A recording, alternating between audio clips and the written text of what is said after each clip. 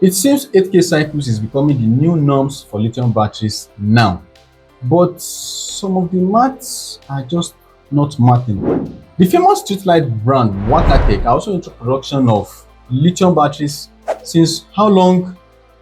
I don't know.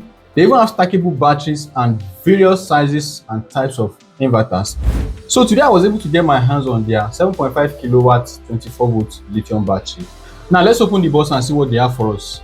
Well, hold on. Oh. Hello, Mr. Ben. I think there's a mix-up in my order. I ordered 7.5 kilowatts. You sent 30 kilowatts. Oh, it's 7.5 kilowatts. That battery is 7.5. Oh, okay. What is inside this thing? Let's find out. So opening it up, we have the manual. Let me just skip to the next one. I don't want to show my obsession for fine manuals again. Then we have the communication cable, and then this is the massive, huge Wakatek 7.5 kilowatts. We have the battery cables, the wall anchor, and then the mounting rack. By the side of this battery, we have the communication ports. Something that I noticed is that they matched RS485 port and CAN together in one port. So it's making it like that port is a universal port, the one we use to communicate the battery to the inverter. So they are not having it separately. At first I was disturbed, but then I remember that CAN is a 2-wire communication, which is CAN H and CAN L. RS485 is also a 2-wire communication, and considering the fact that the RJ45 port has 8 wires, so I think it's actually possible. And I think brands like Grower too does the same thing. So imagine the port is still a practical thing to do.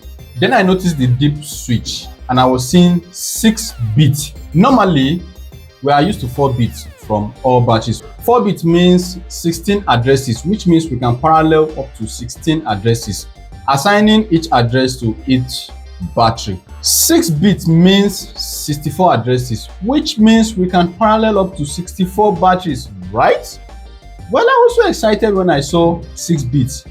Then I said, okay, let me go and check and see. Are they saying we can parallel up to 64 batteries? Only for me to realize that the last 2 bits were not in use. They are not active. The last 2 bits are just off, which I don't understand why they make it 6 bits. Just slap in a 4 bit that we are used to. Is it for future development or what? I don't know. Now back to the 8K cycle and why I said some maths are not mathing. Wakatek is saying 8K cycles for 12 years service life.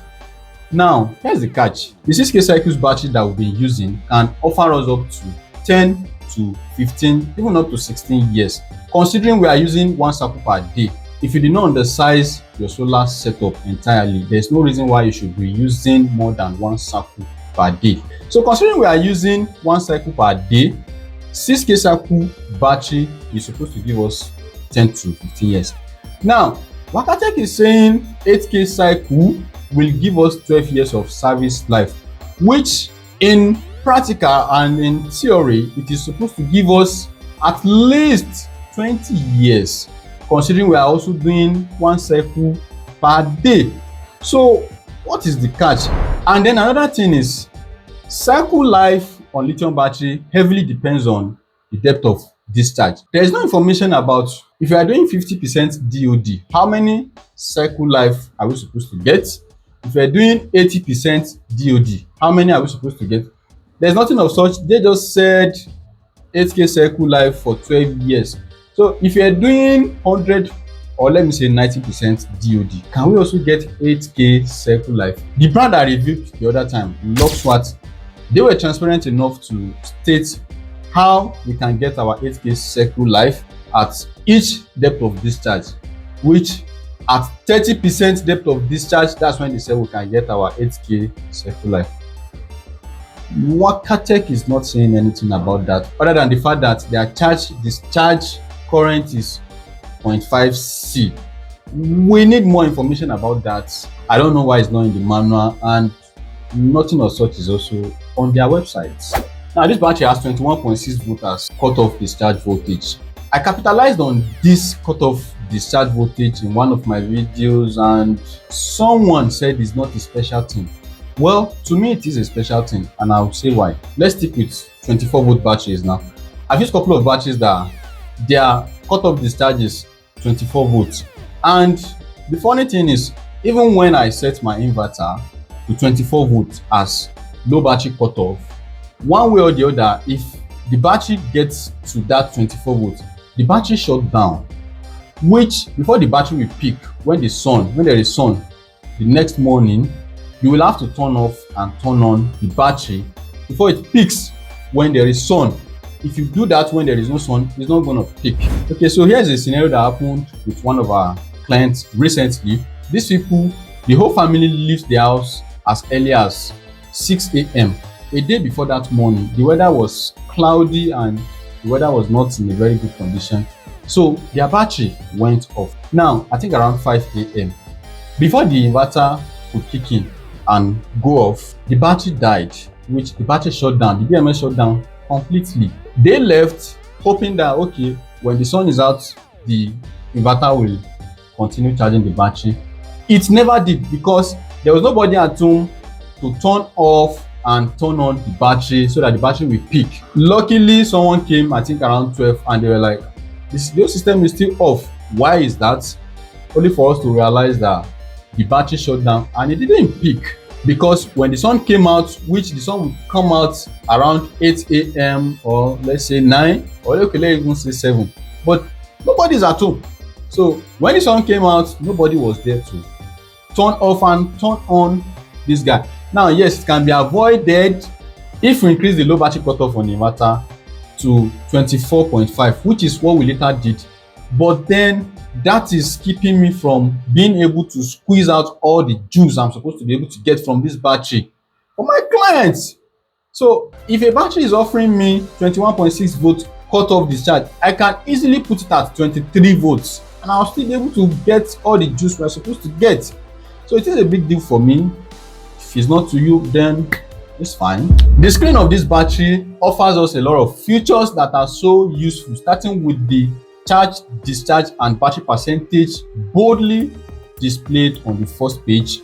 Then the battery cell's voltage, the cell's temperature, including the MOSFET temperature and the environment temperature. And this battery has about 6 protections: over voltage, under voltage, over temperature, short circuits, and reverse polarity protection. It has 10 CAN communication protocol, Pylon, Growatt, Victronics, and others, and it has 4 RS485 communication protocol, which are Pylon, Victronics, SRNE, and Growatt. Now, this battery has me thinking and wanting to do things that I don't normally do, which is capacity test and tear down. And the reason why I don't do capacity tests is because I feel brands are aware of capacity tests. When they make new products, they know people are going to capacity test it. So they push out complete cells. Now, as time goes on, they do their thing and nobody will still find out. So that's why I don't really want to do capacity tests, and I'll just be like, when I'm using it at sites, I know the feedback I get from my clients, and when I start getting feedback that are not very okay, I know, okay, something has been going on. So that's why I don't. But then with the size of this guy, I'm curious. I want to know, what is this thing? What juice are we going to be able to extract from this guy?